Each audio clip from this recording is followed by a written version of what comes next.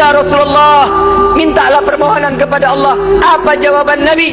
"Analaha, analaha, analaha."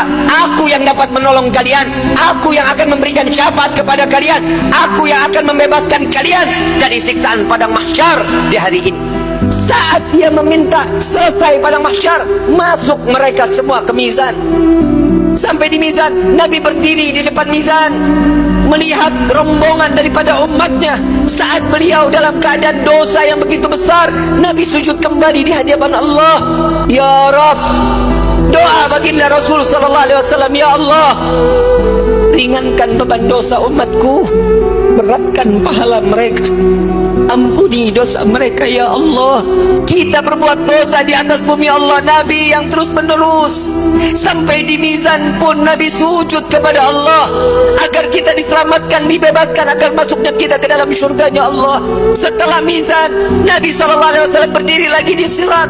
Saat di mana jembatan tersebut satu helai rambut dibelah menjadi 7, tajamnya luar biasa, di bawahnya neraka jahanam. Nabi menunggu sampai ada umat yang ingin tergelincir, dipegang oleh Nabi, dituntun sampai di ujung daripada jembatan tersebut. Nabi menjaga umat sampai saat di dalam surga kelak, Nabi berdiri di depan pintu surga, tidak masuk ke dalam pintu surga, menunggu satu persatu agar masuk, mereka dimasuk ke dalam surga. Sampai di dalam riwayat Siti Fatimah bertanya, "Ya Rasulullah, untuk apa kau berdiri di depan pintu surga?" "Aku menunggu umatku, jika satu yang tertinggal belum masuk ke dalam surga, maka aku tidak akan pernah masuk ke dalam surganya Allah." Dia adalah Sayyiduna Muhammad. Sampai di dalam satu riwayat lain, Rasulullah izin kepada Allah melihat daripada daftarnya, umat satunya belum masuk ke dalam surganya Allah.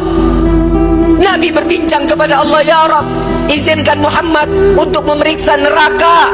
Sampai beliau masuk ke dalam neraka, mencari umatnya, lalu setelah itu diambil, lalu dibawa masuk ke dalam surganya Allah. Dia adalah Sayyiduna Muhammad, dia adalah pemimpin kalian, dia adalah Nabi kalian, dia adalah Rasul kalian. Tidakkah kalian malu tak kala kalian berbuat dosa di hadapan Allah?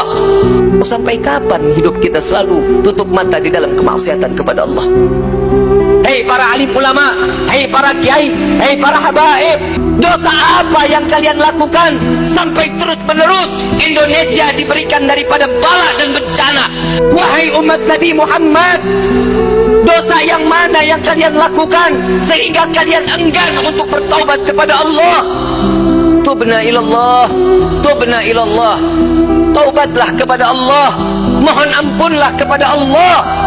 Jika para aulia, para orang-orang saleh, kakek nenek kita terdahulu, dengan bangga mereka saat kelak nanti masuk ke dalam surga dengan membawa pikulan amalan-amalan kebaikan di hadapan Allah, bagaimana nasib kita saat mereka diperiksa oleh Nabi SAW satu persatu?